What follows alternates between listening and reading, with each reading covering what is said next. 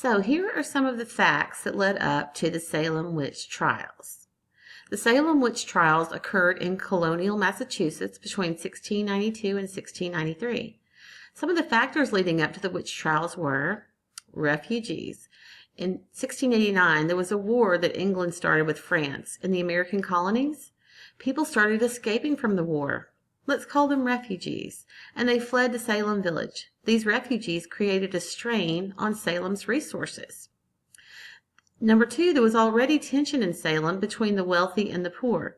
Puritans believed that the quarreling, the tension, was the work of the devil. And number three, a preacher moved to town named Reverend Paris. Some of those things kind of sound familiar today, don't they? In January of 1692, Reverend Paris's daughter Elizabeth, who was 9, and niece Abigail, who was 11, started having fits. They screamed, they threw things, they uttered peculiar sounds, and contorted themselves into strange positions. A local doctor blamed the supernatural, and then another girl, Ann Putnam, who was 11, experienced similar episodes. On February 29th, the girls blamed 3 women who afflicted them. Tituba, the Paris's Caribbean slave, Sarah Good, a homeless beggar, and Sarah Osborne, an elderly, impoverished woman. Those 3 little girls said, "Those are the 3 women who did it to us." All 3 women were brought before a local magistrate, like a judge, and interrogated for several days, starting on March 1st.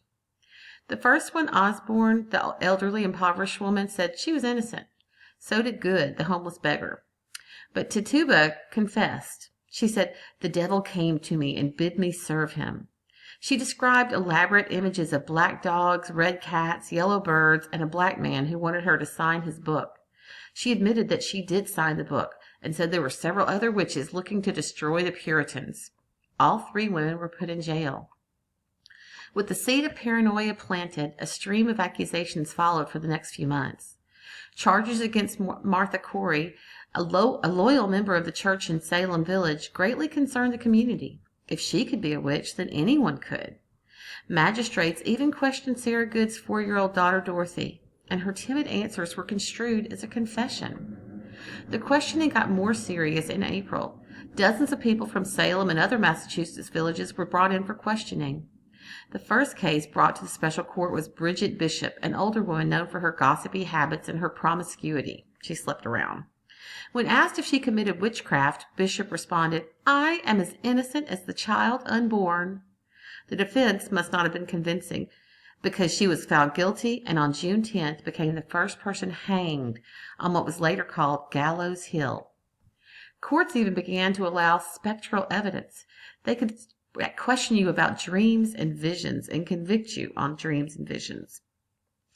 By May 1693, when things finally settled down, 19 people had been hanged on Gallows Hill.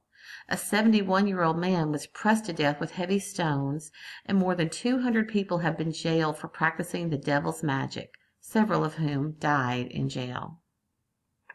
Now watch this fun video.